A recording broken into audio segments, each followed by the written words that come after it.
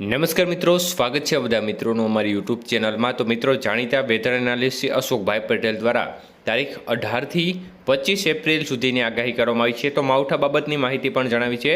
તો સંપૂર્ણ માહિતી જોઈએ તે પહેલાં જે પણ મિત્રો નવા છે તે ચેનલને સબસ્ક્રાઈબ કરી દેજો। તો મિત્રો, અશોકભાઈ પટેલ જણાવે છે કે ગુજરાતના મોટા ભાગના વિસ્તારોમાં મહત્તમ તાપમાન નોર્મલ આજુબાજુ છે। રાજકોટ અને ભુજ ખાતે લગભગ 1થી લઈને 1.5 ડિગ્રી જેટલું નોર્મલથી વધુ તાપમાન ગઈકાલે જોવા મળ્યું છે।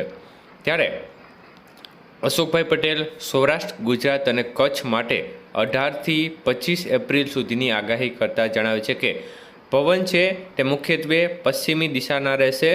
પ્રથમ 3 દિવસ આગાહીના જે છે તેમાં પવનની ગતિ 10થી 15 કિલોમીટર પ્રતિ કલાક અને સાંજે ઝાટકાના પવનો છે 15થી 25 કિલોમીટર પ્રતિ કલાકની ઝડપે ફૂંકાશે અને બાકીના સમયગાળામાં પવનની ગતિ 15થી 20 કિલોમીટર પ્રતિ કલાક અને સાંજે ઝાટકાના પવનો 25થી 30 કિલોમીટરના રહેશે। મતલબ કે સાંજ દરમિયાન પવનનું જોર થોડું વધુ રહેશે।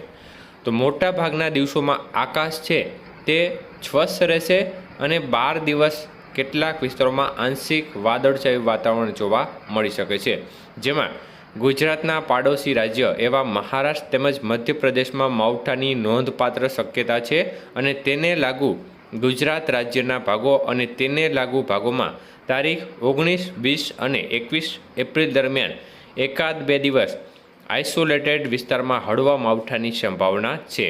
વધુમાં તેઓ જણાવે છે કે નોર્મલ મહત્તમ તાપમાન ગુજરાતના મોટાભાગના વિસ્તારમાં ખાસ કરીને 39.5 ડિગ્રી, ડીસામાં ભુજમાં 39 ડિગ્રી, અમરેલીમાં 40.3 ડિગ્રી જેટલું ગણાય। ત્યારે આગાહીના મહત્તમ તાપમાન આગાહી મુજબ જોવા જોઈએ તો 18થી 22 એપ્રિલ દરમિયાન 9 ડિગ્રીથી લઈને 41 ડિગ્રી નોર્મલ અથવા તો નોર્મલથી થોડું વધુ રહેશે। જ્યારે 23થી 25 દરમિયાન તાપમાન છે તે 40 ડિગ્રીથી લઈને 43 ડિગ્રી વચ્ચે રહેશે। મતલબ કે ગરમીમાં વધારો જોવા મળશે। મહત્તમ તાપમાન નોર્મલ આસપાસ અને આગાહીના પ્રથમ ભાગમાં પણ નોર્મલ આસપાસ રહેવાની શક્યતાઓ છે। જ્યારે બીજો ભાગ છે તેમાં તાપમાન છે તે 1થી 2 ડિગ્રીનો વધારો થશે અને મધ્યમ પશ્ચિમી પવન સાથે સાંજે ઝાટકાના પવનો છે તે 1-2 દિવસ માટે થોડા અસ્થિર રહેશે। હવામાન અને માવઠાની શક્યતાઓ 1-2 દિવસ સુધી જણાઈ રહી છે તેવું અશોકભાઈ પટેલ આગાહીમાં જણાવી રહ્યા છે।